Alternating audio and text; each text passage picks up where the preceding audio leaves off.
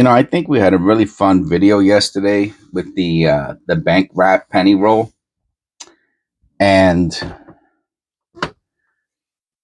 every once in a while, even though I make videos and I do penny roll hunting every day, I still watch other people's channels. Um, Man, I've been watching Rob Finds Treasures. Let me see if I can remember since when. I'm gonna make up a date, a year, and somebody could fact check me out there if he was even doing it back then. But I kind of remember watching him when he had like 10,000 subscribers back in 2000 and I want to say like 13 or 14, something like that. I mean, if it was 2015 or 16, that wouldn't surprise me either. But I just feel like it's a little bit before that. I could be wrong though. And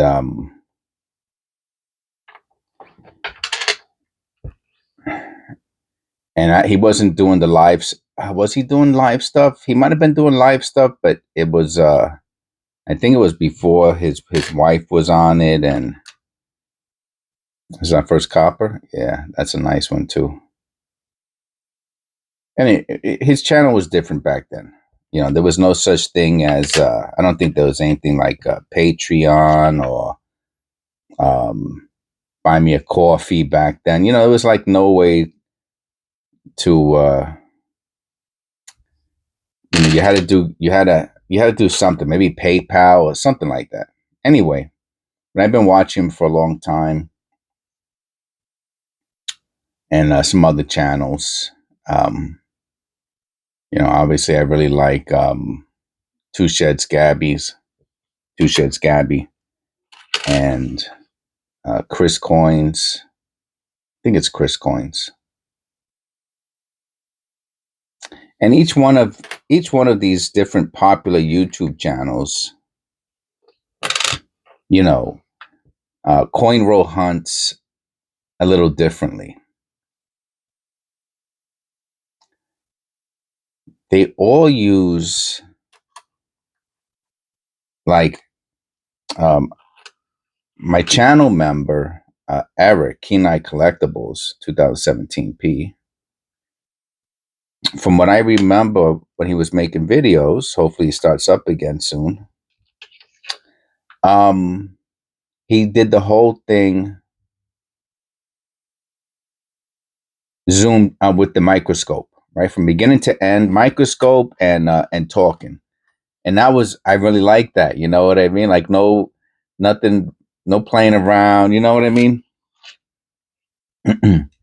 That was his tech. That is his technique. Then Rob Finds Treasure obviously does it where he has a zoomed out camera, and then he must have some sort of what's that, the Kimball, whatever it is that follows you around, and he has a pretty good setup, you know. And maybe his wife does his editing or something like that because he goes, "I'll come back," and he goes in and he comes out. Let me tell you something. That stuff takes time, and like in my personal business, I have some assistants, and that assistance helps me out with that business. It's very difficult to become successful without assistance from somebody else. Very difficult. At least that one other person who's got your back and who's putting that time and energy into it to help boost boost your productivity. And like I said, I have people, my wife, my cousin, help me out with my personal business, my stay at home business. That's a beautiful 78. And but every single thing that I have, I can't get assistance on, and the penny roll hunting is like my hobby. You know what I mean? And that's it.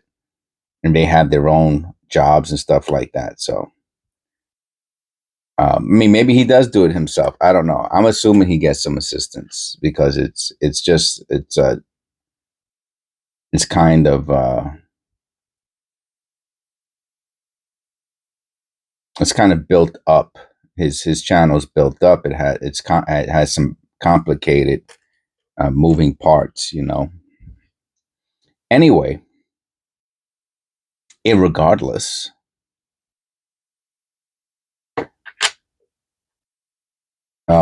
like Rob finds treasure. One of his things that he does is one of his, I guess his. It's another thing that takes time too. Is he does um, penny album fills, and that's part of his shtick. He does his penny album fills. Two Shed Gabby, he shows himself like driving around, going to the bank, and he like has the hidden camera when he goes into into the bank. He's crazy, man. I like Two Shed Gabby. Um, I subscribe to him. He subscribes to me. And then when he gets his pennies, he goes like this.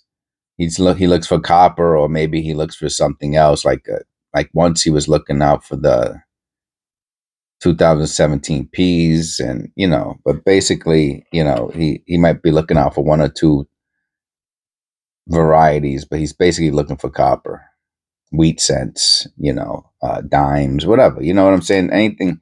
He's separating them, but he's really not looking for any varieties or errors. Now, when Rob finds treasures looking for errors, he goes off camera and he looks for the specific year. And I think that's where my channel and his channel separates, amongst other things. Because that's one way. Like, so he has his own. Again, like I said, his channel is flushed out. It's more complicated. He has mats. He has nickel mats, quarter mats, dime mats, penny mats. Like he's got his whole thing together. I'm gonna assume he makes enough from his channel to support his himself and his family. I could look it up, but I'm betting. Plus, he also has other things going on related, like selling stuff and getting.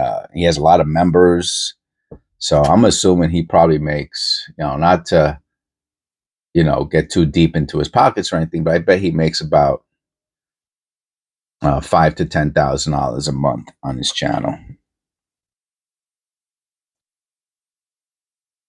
something like that. Total. Maybe a bad month is 4,000, a good month is, who knows, 15,000. You get a few 100,000 view long videos that people are really watching. You'll get some cheese for that. Anyway, but one of the things that I try to do with you guys who are watching my channel is through the camera, right? Through your eyes, through a loop. Well, maybe not even through a loop, but like through the camera. This is it, right? I mean, one day I probably will use a microscope. But am I going to use the microscope for every single penny? I don't know. I don't think so. I think I would have to probably do it like this. I'd probably have to have a microscope off to the side, and maybe in like a little like in a corner of the video, and then I would go, oh, look at this, and then I would go off, and then I would go to the microscope, and you would see it in the little camera. And then in my editing, I would take the little box, and I would make it larger. And then when I came back to the camera, I would go something like that, and then another little box showing myself looking at the camera and talking. right? So every once in a while I could stare up at the camera and talk to you know what I mean? Like that's my vision for the channel. And I think I will get there at some point. Again, more complicated, more moving parts, more editing, more programs that have to be installed into your computer. For example, the program most people use it's called OBS, something like that. Well, let me tell you, that program totally hijacks your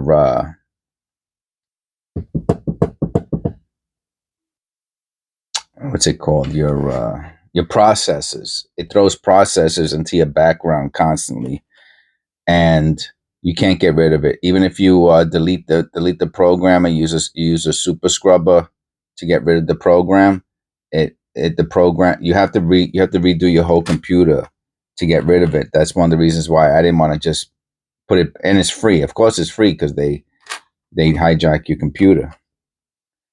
So I have to figure out if there's a way to get around that with a partition, or to put it on to D. But I'm assuming it has to go into your C drive and somehow and into your. Anyway, this is I'm saying it's complicated. People who do YouTube channels, even something simple like penny roll hunting, there's things you have to take into consideration.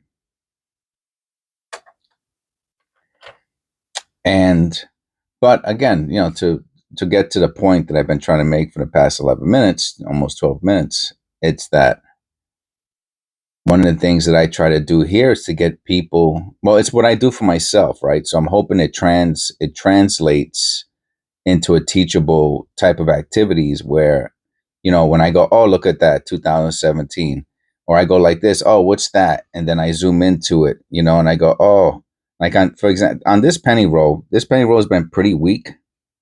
We've had 3 copper pennies and 2 2017s. That's really it, but in the previous one we had, in yesterday's penny roll hunt, we had, I think, 7 copper pennies, and I think we found a couple.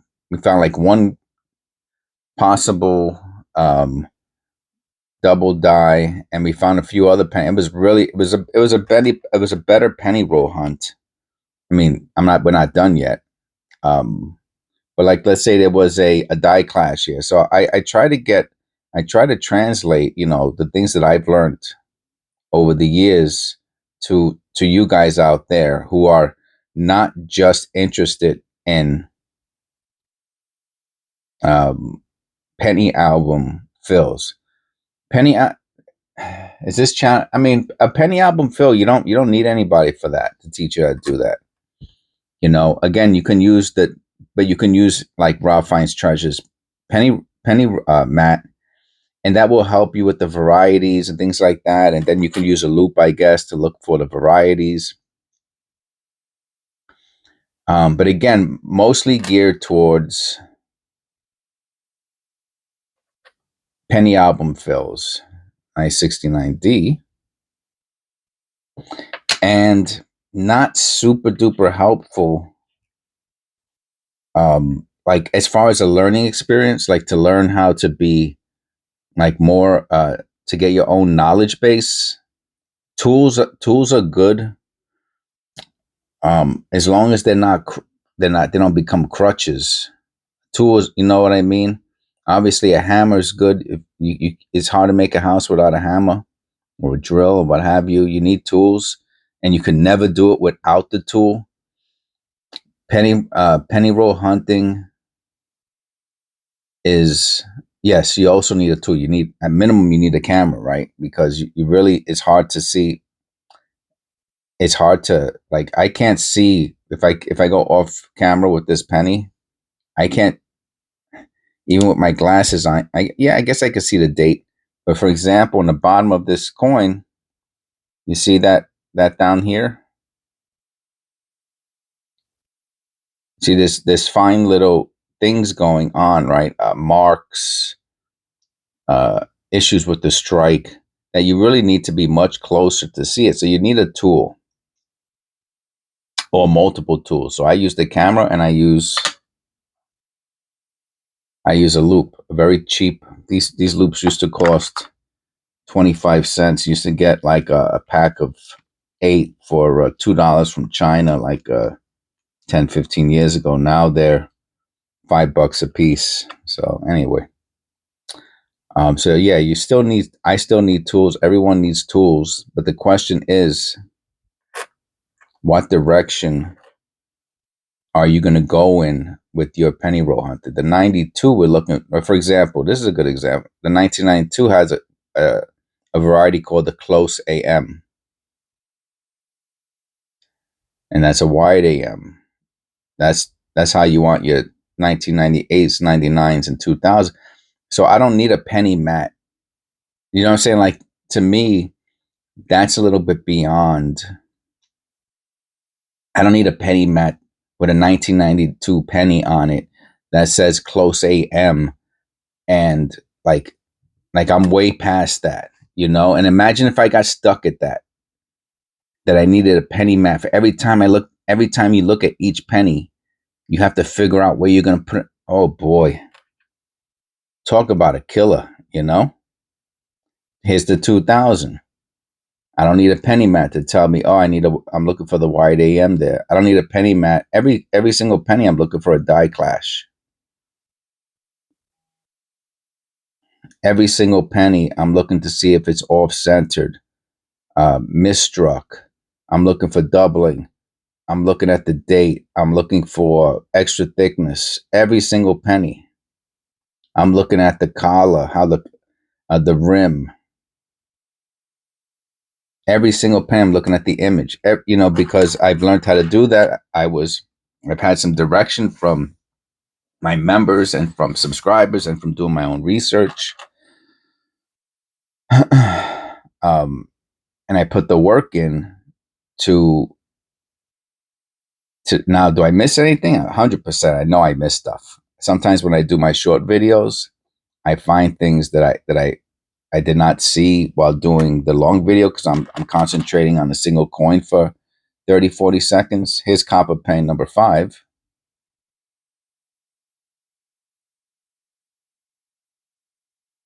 And sometimes I'll find something in the short video that I'm like, how did I ever miss that? That's so bananas that I would miss that.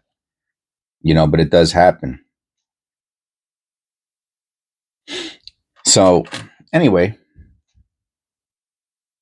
I was just thinking about the differences between my channel and others, and ways I could improve mine. And really, it's depends on your personality, right? What floats your boat, you know? What's your objective? If you're just looking for separating copper, then that's very quick, right? For example, this is a if you're looking to penny roll hunt, excuse me, if you're looking to penny album fill, that's a whole nother process.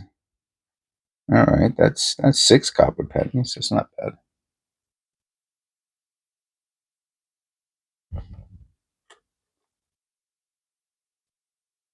Here goes number 7. 7 copper pennies, not bad. So actually, we got just as much copper today as we did yesterday. That's to show you. Look at that, the difference between a bank wrapped in, as far as copper. I got 2 more of these bank wrapped on my desk, and I'll get to them within the next couple weeks or so. But anyway, I hope you enjoyed the video. See, I'll look in through the camera. With a camera, I can see just about everything I need.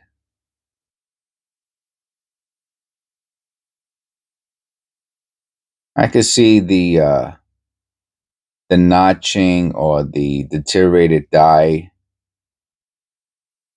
I can see everything I need at this magnification.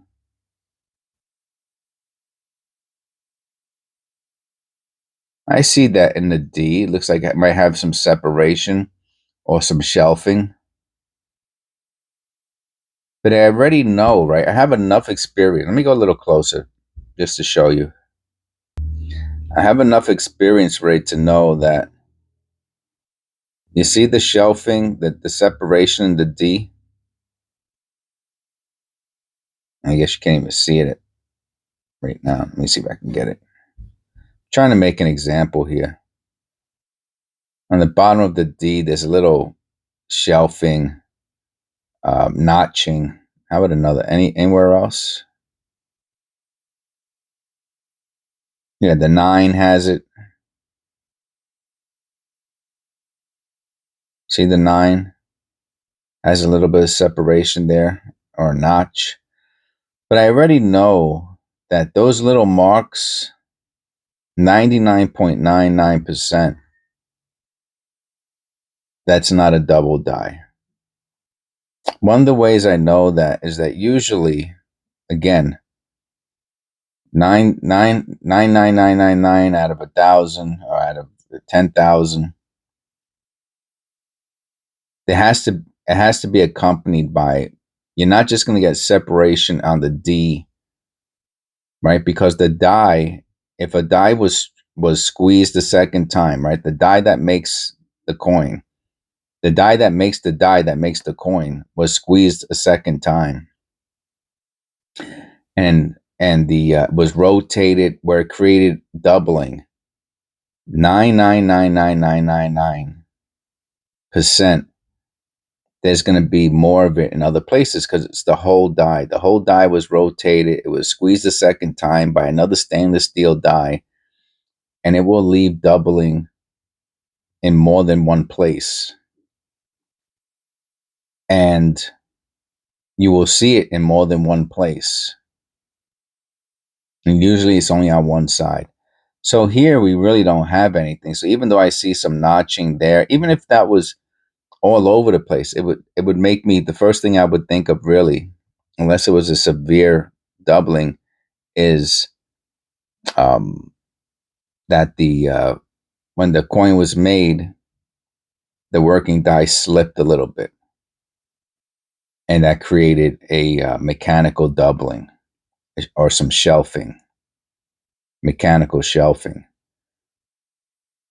So I don't really need to look at each coin under a microscope. Now, again, if you have the microscope and you're going to look for specific varieties, and you're going to have, the either you know it by head, or you're going to have, like, I guess, a penny mat that tells you the varieties. But now you have to separate. So that's a whole nother process. You better not be in any kind of a rush, right? So if you want to do this penny roll hunt, I know I'm taking 25 minutes to do it, but let's say typically it's only about 12 to 15 minutes, right? So I'm already, just from talking, I spent an extra 10 minutes with you.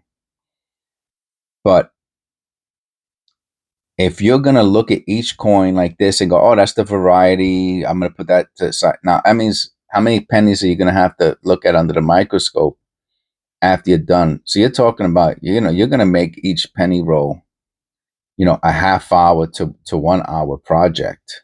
Because even after you find it, you might have to still, after you think you find 99 out of 100 times, when you think you found something, you didn't. That's number one. And you can learn that from my videos. So you're going to research each coin that you put to the side, and you're going to be wrong probably about the variety 99 out of 100 times. Unless, again, you're an expert, then I'm not talking about you. I'm talking about the average person, or even the amateur. The amateur is usually wrong. The novice is usually wrong. The intermediate, the person who's been doing this for 10, 15 years on a regular basis, they're probably wrong 25% to 25 to 50% of the time, instead of 99 out of 100. And the expert's probably wrong about, 1 out of 10 times. They find something, then someone else, maybe 2 out of 10 times, they're wrong. But very few people, I mean, there's even the experts are wrong all the time. You know how there's so many videos out there of people who crack open a coin and send it back in, and you're going to get and you get a totally different result from someone else looking at it. How's that possible if they're all experts? and they should all get the same result, but they don't, because this is numismatics. This is coin roll hunting. It's an imperfect hobby. Even the experts are not perfect. No one's perfect. Only one person's perfect. Died on the cross for us. Everyone else is imperfect. Anyway, that's my little. I was watching I was watching Rob Finds Treasure, and I like his channel. I like his. He, like I said, he has it. I'm hoping to get to that point within the next few years, where I have a more flushed out channel, and it's a little bit more entertaining, right? I want to be more entertaining. I guess that's one of my goals. Besides, teaching people things and finding interesting pennies and maybe valuable coins, which is nice, right? Because that's just excess money that you're just finding in the street. Like, um, I would like the channel to be more entertaining with more little things for people, with a camera here, a camera there, blah, blah, blah. You know what I mean? So anyway, I'll get there. Stick with the channel. If you're new to the channel, thank you. Click like or subscribe. Consider becoming a member and stick with it. I'm telling you, the channel is going to get better and better as the years go by. You're not going to regret it. God bless. This is episode, I think it's 636. 630. Yeah, 636. And I'll see you in episode 637.